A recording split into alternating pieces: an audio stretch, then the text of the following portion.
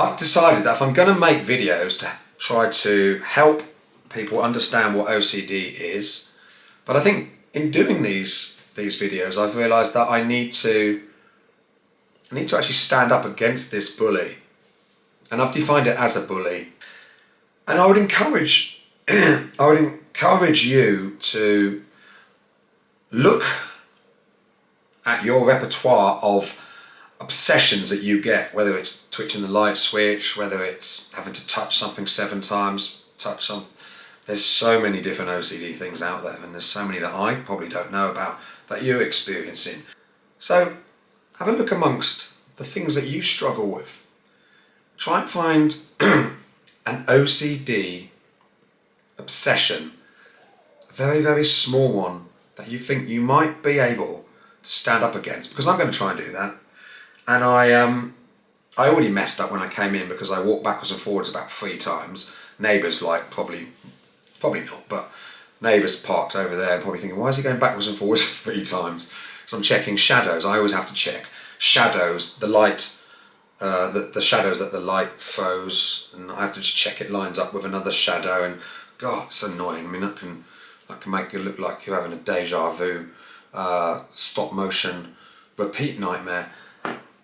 I just look like I'm in a program and I'm just stuck. I'm like that. It's that's not even a Tourette. That is me having to line up a shadow on my wall of me, a bit of shadow I'm casting against a shadow the poster's casting, and I have to line them up so there's a little gap, or there's an angle. I sometimes have to put my hand up in strange positions, but these things are weird. So I'm going out tonight, and I'm going to try and live. I'm deliberately going to try to avoid doing some of my normal check locks, shadow. I'm going to try and find one of those and try to not do it, and try to live with the unpleasant feeling until at least I get home. And this is basically an introduction to what's called exposure response, because exposure response is exposing yourself to the very thing that you're scared of, which is not checking your lock and then going out, assuring yourself that you don't have to keep doing these things, and that nothing bad will actually happen, and that the fear of the bad feeling, which in the locking the door case, is that the house is going to get robbed. It's actually learning to live with that uncomfortable feeling. And it's a little bit like the more you do it, the stronger you get. You're building up a resilience to it.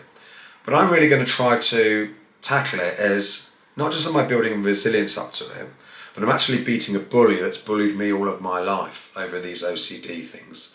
And I want to turn it on its head and try to see if it really is something that I can not cure, but something that I can relieve and also find a coping mechanism for, so that my life can be more enjoyable. Because some of my OCD things that I'm not going to go into great detail about right now really are imprisoning to me, and they make my whole day miserable because I'm thinking about something.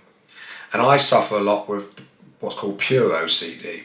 So rather than sometimes going around and checking and touching and mending, making sure that something's locked, mine is actually in someone's reaction to me. What's someone thinking about me? Have I upset someone? And those things are really, really not nice, because you can check a door's not locked. You can't keep checking what somebody thinks about you, and you can't even verify whether they're telling the truth if they tell you what they think of you. And also, why should it matter what somebody else thinks about you? Not only are you then giving strength to the OCD bully, you're giving strength to other people you probably don't even care about anyway. And I'm guilty of doing that, and that's made my life very miserable, because I managed to make my OCD more invisible by putting it inside my mind and channeling it into other things, which were somehow what people are thinking about what I've done, or who I am, or anything. It could be anything. And I'm now in this prison of continually worrying, have I upset someone? Have I done something wrong?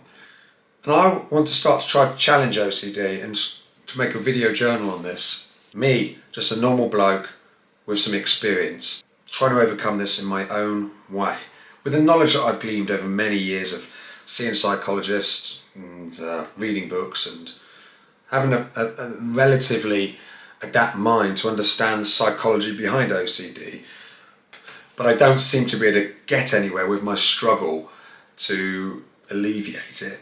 It sometimes feels like I'm back at square one, and I'd like to make some progress, to be honest, because I'd like to show other people that it can be done. It would be fantastic. So this is actually going to be a new adventure for me.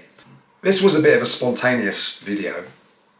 I just felt I had to just seize the moment and grab this round the neck, really, and sort of say, I'm actually going to do this. And tomorrow I'm going away, and that's always a nightmare, to be honest. Oh, yeah, it's a nightmare.